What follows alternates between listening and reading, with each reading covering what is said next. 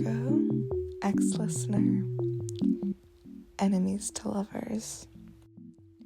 The training camp was already a special kind of hell. Beast forest, wild pussycats, barking otters, every muscle in Class 1A screaming after the first full day of quirk drills. You'd expected the usual cabin chaos, Kirishima and Kaminari somehow ending up in the same room, Mina climbing on top of the bunk like it was a throne, Ida trialing and failing to enforce a lights-out schedule.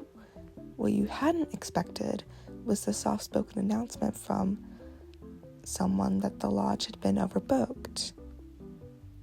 "Some of you will be doubling up," the teacher said, ears twitching, like she knew the complaints were already coming. "Deal with it. Heroes don't get private suites in the field." You'd barely processed the words before Aizawa's tired voice cut back in through the groaning. "Bakugou, you're with YN." The silence that followed was almost funny. Bakugou's head snapped towards you so fast that you thought he might actually explode on the spot. Ironic, right?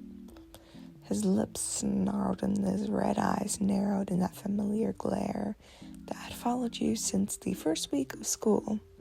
That same glare that came with an extra muttered, extra. That same one that made you flinch every time he barked at you during sparring for being too slow or too soft. You'd long since decided that he just kind of hated you. Now that you were going to share a bed with him, the room itself looked tired. One window overlooking the dark stretch of trees, one low dresser, and one mattress that was somehow both too narrow and too wide at the same time. You'd claimed the left side without speaking, back pressed up almost against the wall, blanket pulled up to your chin like armor. Bakugou had stormed in later and slammed the door as hard as he could, enough to rattle the frame. Then he dropped into the right side of the mattress like it had personally offended him. And for a long time, neither of you moved. The forest outside was loud in the quiet way that forests usually are. Crickets, distant water, and the occasional low rumble of something bigger moving through the underbrush.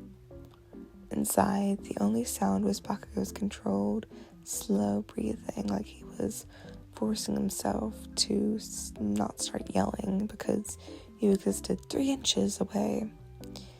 You stared at the ceiling, trying not to think about how warm the space between you two felt already. "Stop breathing so loud," he muttered eventually. You blinked. "I'm barely breathing." "Bullshit. You're doing that quiet thing. It's annoying." There it was. The usual bite. You should have just rolled away and ignored him, the way you always did.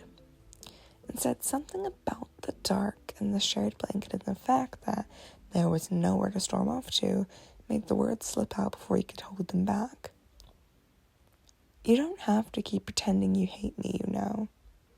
The mattress shifted, and you felt him turn towards you, even if you didn't mean to look. "What the hell's that supposed to mean?" "Exactly what it sounds like," you said back. Your voice stayed soft as it always did. "You're mean to me, constantly. I figured it out months ago. You don't like me and it's fine. You don't have to keep repeatedly proving it." The silence stretched, thick and charged, and then, quieter, you heard something. "You're an idiot." You snapped your head. Bakugou was on his side, facing you, one arm folded under his pillow, the usual scowl still there, but it looked wrong in the low light filtering through the curtains, less sharp, almost frustrated. His blonde hair was a mess against the pillows, spikier than usual from a long day of training. And there was that faint flush high on his cheekbones that had nothing to do with the residual nitroglycerin sweat. "I've been trying to get you to stop looking at me like that for months," he said, voice low and rough. "Like I'm gonna bite your head off every time I open my mouth. And every time I try to..." He cut himself off, jaw tightening. "Whatever. Just forget it." "Try to what?" you say. He glared at the space between you like it had personally offended him. "Talk to you without sounding like a damn villain, but every time I open my mouth, it comes out wrong and you get that look in your eye. I'm not good at this shit." Your heart did something stupid in your chest at that moment. "You're not good at being nice," he said carefully. "That doesn't mean you have to be cruel." Bakugou's eyes flickered up to yours, and for once there seemed to be no fire behind them. Just something raw and uncertain.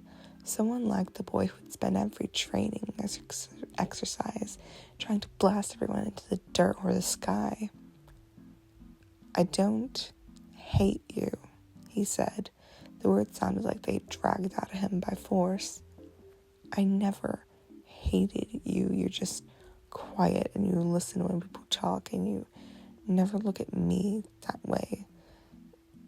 You never look at me like I'm a walking bomb. Everybody else does, and it pisses me off. It makes me want to, make you look at me on purpose." The confession hung, fragile and explosive all at once. You stared at him, all the ways his fingers curled tight around the blanket between you, and the way his voice had dropped into something so gentle, even if the words still edged with his usual grit. "Bakugou. Katsuki," he corrected almost automatically, and then quieter. "If you're gonna say my name, use the real one." Something warm and shaky bloomed behind your ribs. You shifted closer, just a little, enough that your knees brushed under the blanket. He didn't pull away. If anything, he leaned into the tiniest bit of contact like it was something he'd been begging for. "I thought you hated me," he whispered. "I know." His voice was rough. "I'm a dick. I get it." "You're not," you tried to correct. "I am." He huffed out a breath that could almost be a laugh. "But I'm not that kind of dick. Not with you, not anymore." The space between you two disappeared by inches. You weren't quite sure who closed it first. One moment you were looking at each other in the dark, and the next his forehead was lightly resting against yours. Eyes half-lidded, breath warm against your mouth. "Can I..." he started, then stopped like the words were too foreign. "Jesus, just..." You answered by tipping your chin up. The kiss was clumsy at first, soft in a way you never really expected from a guy who lived his life in explosions. But his mouth was warm and a little hesitant, like he was waiting for you to push him away, and when you didn't, when you instead reached up and carefully touched the side of his neck, something in him loosened. His hand came up and cupped your jaw, then brushing your cheek again with surprising amount of gentleness. He kissed deeper, like he was trying to snap and memorize the shape of it. When you finally pulled back, his eyes were open. It made your chest ache in a soft way. "You're an idiot," he muttered, but there was no heat. Just something fond, a little stunned, but thinking I didn't. He swallowed. "Whatever, you get it now." You smiled against his mouth. "Yeah, I get it." Bakugou made a slow sound in his throat and tugged you closer until your head tucked under his chin. "Go to sleep," he grumbled, but his fingers were already carding through your hair like he couldn't help himself. "We've got school tomorrow, and if anyone asks, this never happened." You closed your eyes, smiling in the dark. "Okay, Katsuki."